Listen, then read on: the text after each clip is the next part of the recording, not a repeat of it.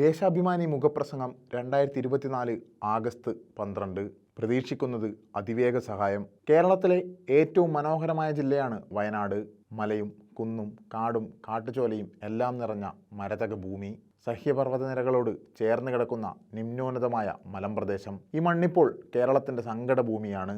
ഇവിടെ ജനിച്ചു വളർന്ന പലരും ഇന്നില്ല. എവിടെയും തേങ്ങലുകൾ, ഉറ്റവർ നഷ്ടപ്പെട്ടവരുടെ വിതുമ്പലുകൾ. മഴ സംഹാര താണ്ഡവമാടിയ രാവിൽ ഭ്രാന്തമായ മലവെള്ളപ്പാച്ചിലിൽ ഒഴുകിപ്പോയത് അനേകം ജീവിതങ്ങൾ. ഒറ്റ രാത്രി കൊണ്ട് മുണ്ടക്കൈയും ചൂരൽമലയും അപ്രത്യക്ഷമായി. ഉറങ്ങിക്കിടന്ന നിരവധി മനുഷ്യർ പിന്നെ ഒരിക്കലും ഉണർന്നില്ല. കാണാതായവർക്ക് വേണ്ടി ഇപ്പോഴും തെരച്ചിൽ തുടരുന്നു. മണ്ണും വയലും പുഴയും വിതയും വിളയുമായി തലമുറകളിലൂടെ രൂപപ്പെട്ടു വന്ന ജീവിതമാണ് ഒറ്റ രാത്രി കൊണ്ട് പിഴുതെറിയപ്പെട്ടത്. ഇവിടെ ഇനി ജീവിതം കുളിർത്തും തളിർത്തും കായ്ച്ചും പഴയ മട്ടിലേക്കെത്താൻ അനേകം ദിവസങ്ങളെടുത്തേക്കാം. എത്രയെത്ര പ്രിയപ്പെട്ടവരുടെ ജീവനാണ് നഷ്ടപ്പെട്ടിരിക്കുന്നത്. എത്ര നഷ്ടപരിഹാരം നൽകിയാലും അത് വീണ്ടെടുക്കാനാവില്ലല്ലോ. ശേഷിക്കുന്നവരുടെ പുനരധിവാസം അതിവേഗം പൂർണ്ണമായി നടപ്പാക്കുകയാണ് ഇനി നമുക്ക് ചെയ്യാനുള്ളത്. കേരള സർക്കാർ അടിയന്തരമായി ചെയ്യേണ്ട എല്ലാ കാര്യങ്ങളും കുറ്റമറ്റ രീതിയിൽ നടപ്പാക്കി കഴിഞ്ഞു. ടൗൺഷിപ്പ് അടക്കം ഭാവി പുനരധിവാസ പദ്ധതികളും പ്രഖ്യാപിച്ചു.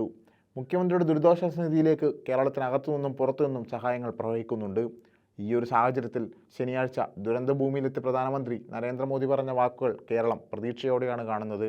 രാജ്യം ദുരന്തബാധിതർക്കൊപ്പമുണ്ടെന്നും സാധ്യമായതെല്ലാം കേന്ദ്ര സർക്കാർ ചെയ്യുമെന്നും അദ്ദേഹം പ്രഖ്യാപിച്ചു.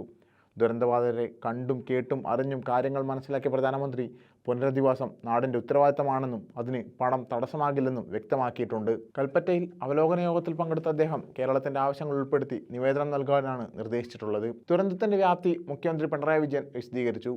വ്യാപ്തിയും ആഘാതവും കണക്കിലെടുത്ത് ഉരുൾപൊട്ടലിനെ ദേശീയ ദുരന്തമായും അതിതീവ്ര ദുരന്തമായും പ്രഖ്യാപിക്കണമെന്ന് മുഖ്യമന്ത്രി ആവശ്യപ്പെട്ടു. അടിയന്തര നിവേദനവും നൽകി. വിശദമായ നിവേദനം താമസിയാതെ നൽകും. ദേശീയ ദുരന്തമായി പ്രഖ്യാപിക്കണമെന്ന ആവശ്യത്തിന് പുറമെ പുനരധിവാസ പദ്ധതികൾക്കുള്ള സഹായം, തനിച്ചായ കുട്ടികളുടെ വിദ്യാഭ്യാസത്തിന് പ്രത്യേക പാക്കേജ്, തൊഴിൽ നഷ്ടപ്പെട്ടവർക്ക് വരുമാനത്തിന് പദ്ധതി, കേരളത്തിൽ കേന്ദ്ര കാലാവസ്ഥാ പരിസ്ഥിതി ഗവേഷണ സ്ഥാപനങ്ങളുടെ സെൻറ്ററുകൾ, ലാൻഡ് യൂസ് പ്ലാനിംഗ് മാപ്പ്, കോട്ടയത്ത് ആരംഭിച്ച കാലാവസ്ഥാ വ്യതിയാന ഗവേഷണ കേന്ദ്രത്തിന് സാമ്പത്തിക സഹായം തുടങ്ങിയ ആവശ്യങ്ങൾ മുഖ്യമന്ത്രി ഉന്നയിച്ചിട്ടുണ്ട്. പ്രാഥമിക വിലയിരുത്തലിൽ ആയിരക്കണക്കിന് കോടിയുടെ നാശനഷ്ടം ഉണ്ടായതായും മുഖ്യമന്ത്രിയും ചീഫ് സെക്രട്ടറിയും പ്രധാനമന്ത്രിയെ അറിയിച്ചു. ദുരന്തഭൂമിയിൽ ചെയ്യേണ്ട കാര്യങ്ങളെക്കുറിച്ച് സംസ്ഥാന സർക്കാരിൻ്റെ ലക്ഷ്യങ്ങൾ നേരത്തെ തന്നെ പ്രഖ്യാപിച്ചിട്ടുണ്ട്. സുനിശ്ചിതമായ ലക്ഷ്യത്തിലേക്കെത്താൻ അർഹമായ എല്ലാ സഹായങ്ങളും നൽകേണ്ടത് കേന്ദ്ര സർക്കാരിൻ്റെ ഉത്തരവാദിത്തമാണ്. അത് അതിവേഗം നിർവഹിക്കുമെന്നാണ് സംസ്ഥാന സർക്കാരും കേരളം ആകെയും പ്രതീക്ഷിക്കുന്നത്.